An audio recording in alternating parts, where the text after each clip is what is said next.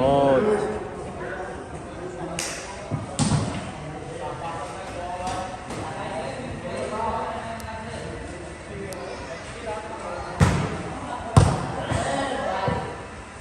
Trời, muốn nấu.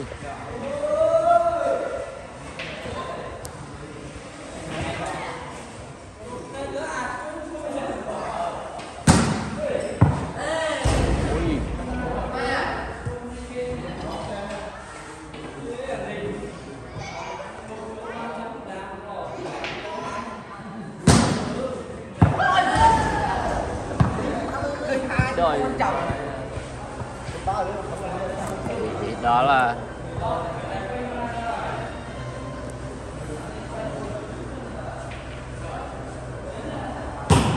trôi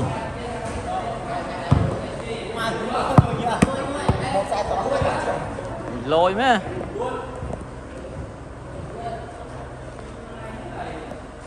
ui mà rô xí buôn em có vậy nữa chào khối em có biết khối trời và vì đó là đạch kìa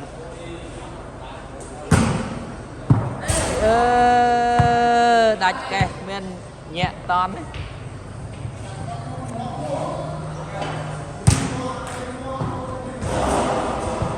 Vì lo mấy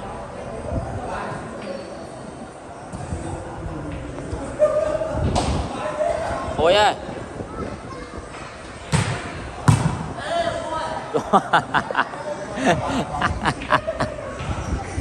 chơi bay gì mà ăn có gì phèo vui cọp đi bay chơi thì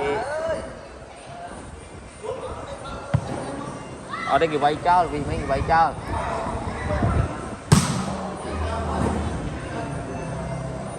cốp một xài thế là trời ơi vịt ơi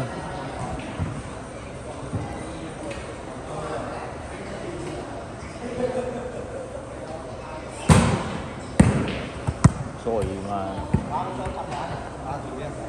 anh ấy thử không mấy ngon bị đi mau đi đôn tôm rồi bà ơi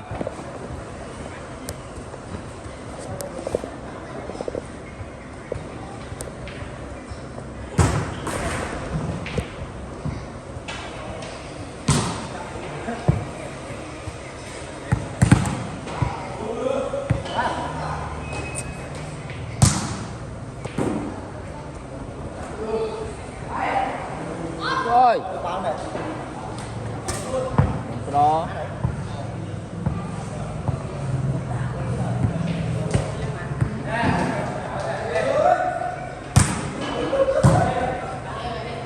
đó và xe cốp mặt tôi băng lên